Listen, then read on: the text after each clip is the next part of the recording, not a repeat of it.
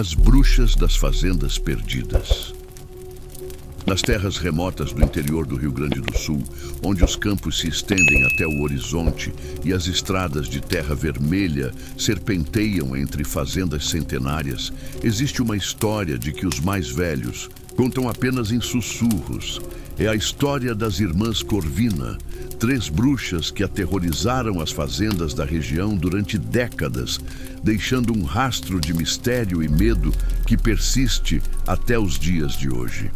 Era o outono de 1952, quando as primeiras manifestações se reuniram na Fazenda São Bento, propriedade da família Rodrigues há mais de 100 anos. Joaquim Rodrigues, um homem rústico de mãos calejadas pelo trabalho árduo, acordou numa madrugada gelada com o som de seus cavalos relinchando em desespero. Quando saí para verificar o que acontecia, encontrei os animais em pânico, com os olhos esbugalhados e espuma na boca. No dia seguinte, as vacas não deram leite. Os frangos pararam de botar ovos. E pior ainda, 3 bezerros apareceram no pasto, dispostos em um triângulo perfeito, sem qualquer ferimento aparente. Coisa do diabo, murmurou sua esposa Conceição, benzendo-se repetidamente enquanto observava a cena macabra. Mas aquilo era apenas o começo. As noites seguintes trouxeram características ainda mais perturbadoras. Luzes azuladas dançavam sobre os campos, movendo-se em padrões impossíveis que desafiavam qualquer explicação natural. O vento soprava mesmo quando as árvores permaneciam imóveis, conduzindo sugestões em línguas desconhecidas que faziam os cães uivarem até o amanhecer. Foi quando o capataz da fazenda, um homem corajoso chamado Antônio, avistou pela primeira vez as silhuetas das 3 mulheres caminhando pelos campos na escuridão. Vestiam roupas escuras que flutuavam independentemente do vento, e seus cabelos longos e grisalhos se agitavam como serpentes vivas. Quando ele se aproximou para confrontá-las, elas simplesmente desapareceram, deixando apenas o eco de risadas, sinistras ecoando pela mata.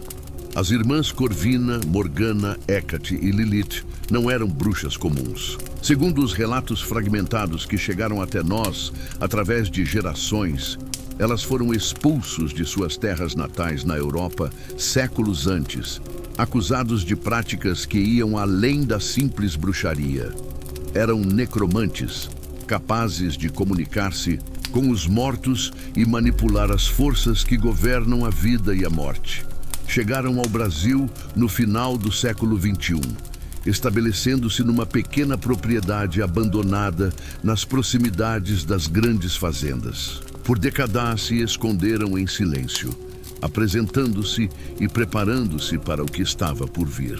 Alimentavam-se da energia vital dos animais e plantas ao redor, corrompendo lentamente a terra com sua presença maligna. A fazenda onde se instalaram tornou-se um lugar amaldiçoado. As plantas morriam em círculos concêntricos ao redor de sua casa, criando padrões geométricos que podiam ser vistos do alto. A água dos poços ficou amarga e escura, e qualquer animal que se aventurava muito próximo era encontrado morto. Dias depois, com expressões de terror congelados em seus rostos. Durante a lua nova de outubro de 1952, as 3 irmãs finalmente emergiram de seu longo período de preparação. Seu objetivo era claro: corromper e dominar todas as fazendas da região, transformando a área em um reino de trevas, onde pudessem praticar seus rituais mais sombrios sem interferência. A maldição das bruxas, estendida rapidamente pelas fazendas vizinhas. Na Fazenda Esperança, de propriedade da família Silva, os resultados foram de forma ainda mais violenta. Durante uma noite tempestuosa, todos os animais da propriedade foram encontrados mortos, rituais nos campos, formando símbolos arcanos que queimavam à vista de quem ousava observá-los diretamente. Maria Silva, uma matriarca da família, era uma mulher religiosa que lutou contra as forças malignas com orações e água benta. mas suas tentativas apenas enfureceram as bruxas. Na manhã seguinte, ela foi encontrada em seu quarto, envelhecida décadas, em uma única noite, com os cabelos completamente brancos e olhos vidrados de terror. Embora ainda viva, nunca mais pronunciou uma palavra coerente, murmurando apenas encantamentos ininteligíveis até o dia de sua morte, 3 meses depois. As plantações na Cerame morreram da noite para o dia. Milharais inteiros secavam em questão de horas, assumindo formas grotescas que lembravam figuras humanas, contorcidas em agonia. Os poços secaram ou tiveram suas águas transformadas em um líquido escuro e viscoso, que exalava um odor pútrido insuportável. Mas o pior estava por vir. As bruxas descobertas que puderam animar os cadáveres dos animais mortos, criando um exército de criaturas mortas-vivas que vagavam pelos campos durante a noite. Cavalos sem olhos galopavam pelas estradas. Vacas esqueléticas mugiam lamentos que gelavam o sangue e frangos sem cabeça bicavam qualquer coisa viva que encontrassem. Desesperados, os fazendeiros da região se reuniram na igreja local para buscar uma solução. O padre Francisco, um homem idoso mas determinado, havia presenciado eventos sobrenaturais durante seus anos de sacerdócio, mas nada que se comparasse ao que estava acontecendo nas fazendas. Estas não são bruxas comuns, declarou ele durante uma reunião tensa na sacristia. São seres que transcenderam os limites entre a vida e a morte. Precisamos de mais do que orações para detê-las. Foi então que chegou à região um homem misterioso conhecido apenas como Dom Sebastião. Alto e magro, com cabelos prateados e olhos que guardam segredos antigos, ele se apresentou como um caçador de bruxas vindo da Argentina. Carregava consigo uma coleção de objetos estranhos, amuletos feitos de metais desconhecidos, frascos contendo líquidos que brilhavam no escuro e um livro encadernado em couro negro, cujas páginas eram escondidas por símbolos incompreensíveis. Enfrentei as irmãs Corvina antes, revelou Dom Sebastião aos fazendeiros reunidos. Há 50 anos, quando aterrorizáramos campos da Argentina. Pensei tê-las destruídas, mas elas são como uma praga. Sempre retornam quando menos se espera. Ele explicou que as bruxas se alimentavam do medo e do sofrimento, tornando-se mais poderosas a cada vida que corrompiam. Sua única fraqueza era um ritual específico que deveria ser executado durante o eclipse lunar que se aproximava. Uma oportunidade que surgiria apenas uma vez a cada 20 anos. Os preparativos para o confronto final levaram semanas. Dom Sebastião ensinou aos fazendeiros mais corajosos como criar amuletos de proteção usando sal benzido, ferro frio e ervas específicas que cresceram apenas em cemitérios antigos. Eles construíram um círculo de proteção ao redor da propriedade abandonada, onde as bruxas se escondiam, marcando o perímetro com coleções sagradas gravadas em pedras. Na noite do eclipse, um grupo de 12 homens, liderados por Dom Sebastião e pelo padre Francisco, se deslocaram até a fazenda amaldiçoada. A lua vermelha brilhava sinistramente no céu e o ar estava pesado com uma energia sobrenatural que fazia seus pelos se arrepiarem. A Casa das Bruxas era uma visão de pesadelo. Construída originalmente como uma modesta residência rural, havia sido transformada em algo grotesco e impossível. As paredes se curvavam em ângulos que desafiavam a geometria. As janelas se abriam para o vazio negro e da chaminé saía uma fumaça verde que formava rostos torturados no ar. As irmãs Corvina os esperavam no pátio central, suas formas ainda mais aterrorizantes sob a luz vermelha do eclipse. Morgana, a mais velha, tinha mais de 2 metros de altura e seus olhos eram poços de escuridão absoluto. Hecate flutuava a alguns centímetros acima do solo, Suas roupas se agitavam como se ficassem submersas na água, enquanto sua pele havia se tornado translúcida, revelando veias negras pulsando por baixo. Lilith, a mais jovem, mas talvez mais perigosa, havia se transformado parcialmente em algo que não era mais completamente humano. Seus dedos terminavam em garras e de suas costas brotavam asas de morcego. Finalmente nos encontramos novamente. Dom Sebastian, disse Morgana com uma voz que ecoava como se viesse do fundo de um poço. Desta vez, não vamos fugir. E a batalha que se seguiu transcendeu qualquer coisa que os fazendeiros pudessem ter imaginado. As bruxas invocaram tempestades de granizo negro que cortaram como navalhas. Fizeram a terra se abrir em fendas que exalavam fogo sulfuroso e chamaram de volta à vida todos os animais que fizeram mortos nas semanas anteriores. Dom Sebastian respondeu com encantamentos em línguas estranhas, criando barreiras de luz dourada que repeliam os ataques das bruxas. O padre Francisco entoava orações em latim enquanto aspergia água benta que queimava as criaturas mortas-vivas como ácido. Mas as bruxas eram poderosas demais. Uma por uma, elas começaram a quebrar as defesas dos fazendeiros. 3 homens foram transformados em estátuas de sal. 2 outros envelheceram até a morte em questão de segundos. E um foi arrastado para uma das fendas no solo, seus gritos ecoando do abismo até serem abafados pelo som de algo devorando carne. Quando tudo parecia perdido, Dom Sebastian revelou sua arma final. Um punhal forjado com ferro de um meteorito, abençoado por 3 papas diferentes e banhado no sangue de santos mártires. Mas usar tal arma tinha um sacrifício.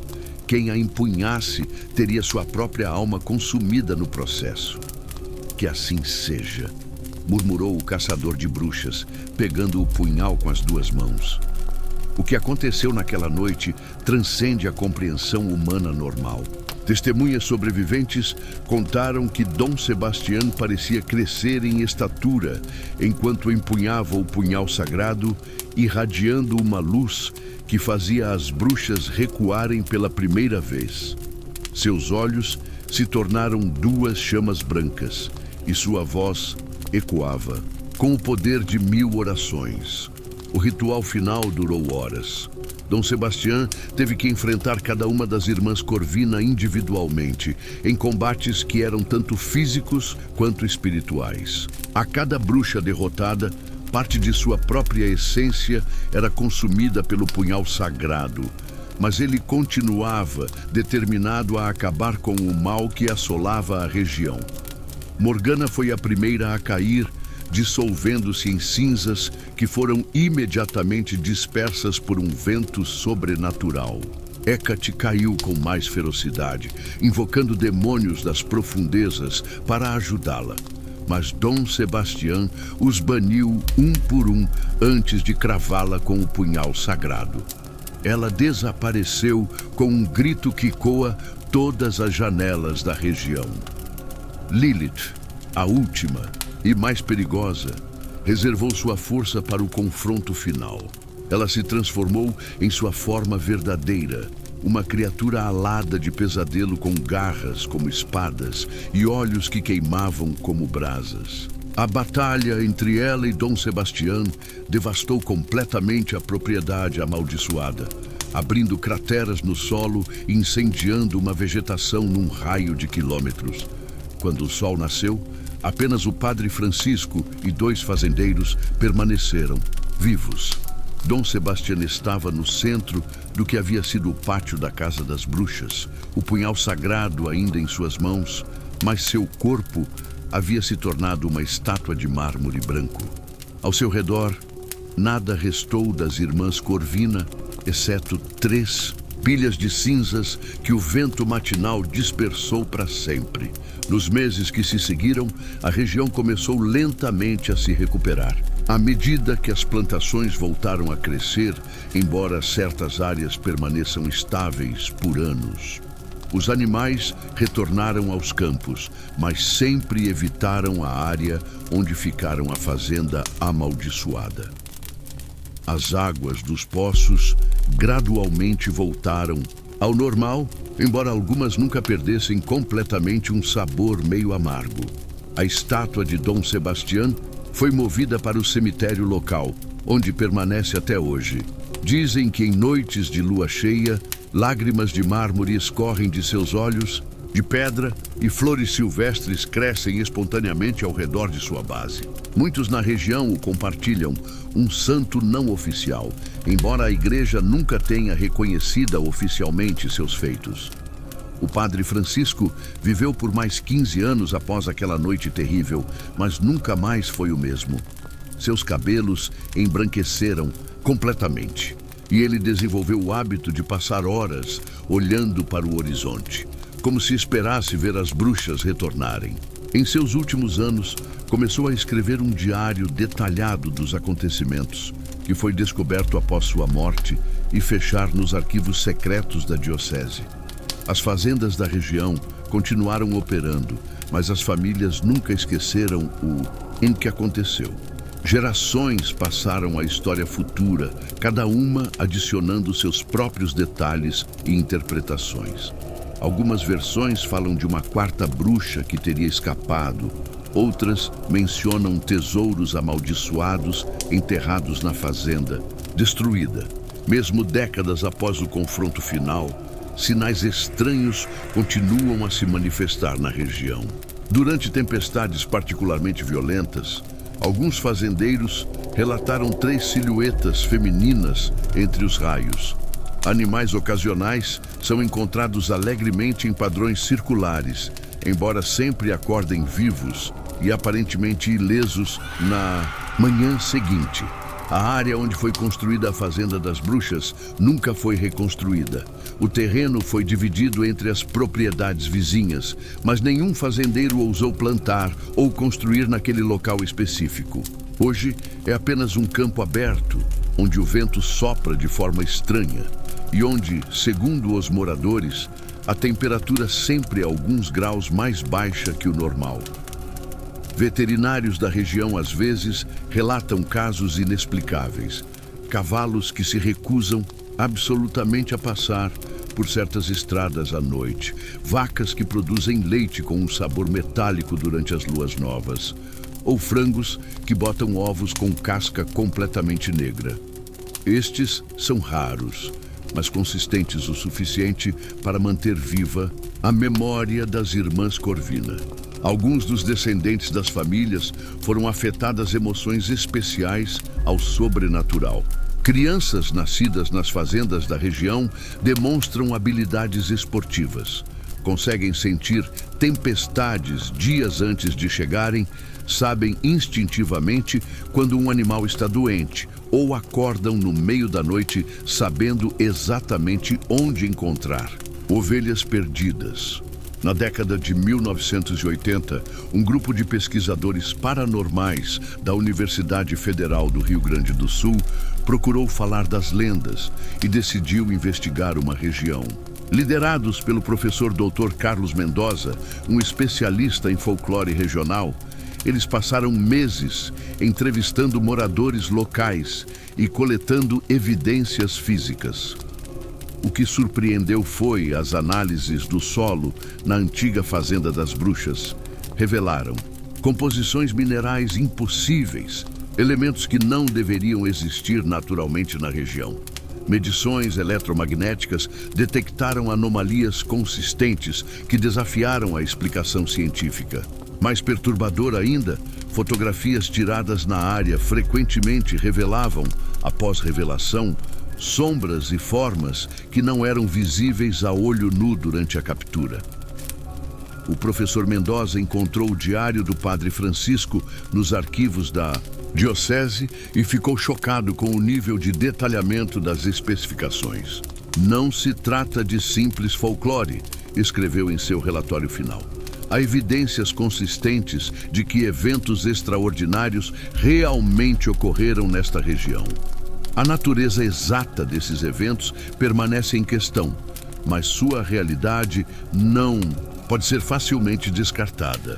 Infelizmente, o projeto de pesquisa foi abruptamente cancelado quando 2 membros da equipe sofreram acidentes inexplicáveis. Um foi encontrado inconsciente no meio de um campo, com queimaduras em padrões geométricos nas costas, enquanto o outro desenvolveu uma condição neurológica que o fazia falar apenas em uma língua que linguistas não conseguiram identificar. Mendoza selou todos os dados encontrados e os depositou nos arquivos universitários, com a recomendação de que não eram abertos por pelo menos 50 anos. Hoje, mais de 70 anos após os eventos originais, as fazendas da região continuam prósperas. Novas gerações de fazendeiros trabalham na terra, muitos descendentes daqueles que testemunharam o terror das irmãs Corvina. A história se tornou parte do folclore local, contada em noites de inverno ao redor do fogo. Uma lembrança de que há forças no mundo que transcendem nossa compreensão. Mas os mais velhos da região sabem que certas histórias nunca morrem completamente. Eles notam como os cachorros ainda uivam sem motivo em certas noites, como o vento às vezes carrega sussurros em línguas desconhecidas, e como a estátua de Dom Sebastião no cemitério parece olhar diretamente para a área onde uma vez ficou, na Fazenda Amaldiçoada. Alguns dizem que durante o último eclipse lunar, luzes azuis foram vistas dançando sobre os campos antigos. Outros afirmam ter ouvido risos femininos ecoando através do vento durante tempestades particularmente violentas. São apenas rumores, é claro, lendas urbanas para assustar os jovens. Mas na região rural do Rio Grande do Sul, onde a noite ainda é verdadeiramente escura e o silêncio pode ser garantido, onde as fazendas se estendem por quilômetros sem vizinhos próximos, a quem prefira não tentar a sorte. Eles mantêm suas portas trancadas depois do anoitecer, benzem seus animais regularmente e nunca, jamais, se aventuram sozinhos pelos campos durante a lua nova. Porque algumas histórias, por mais impossíveis que pareçam, carregam dentro de si um grão de verdade que ecoa através das gerações. E na escuridão das noites rurais, quando o vento sopra através das plantações e a lua se esconde atrás das nuvens, quem pode dizer com certeza onde termina a lenda e começa a realidade? A história das irmãs Corvina permanece viva na memória coletiva da região, um lembrete de que há mistérios no mundo que nossa ciência ainda não pode explicar e forças que é melhor deixar em paz. E enquanto as fazendas continuam a prosperar sob o vasto céu do Rio Grande do Sul, também continuarão viva a vigilância constante contra o retorno das sombras que uma vez quase consumiram tudo. Afinal, como disse o velho Dom Sebastião antes de fazer seu sacrifício final, o mal nunca é realmente destruído, ele apenas espera pacientemente pela oportunidade de retorno. Já se inscreve no canal e ativa o sininho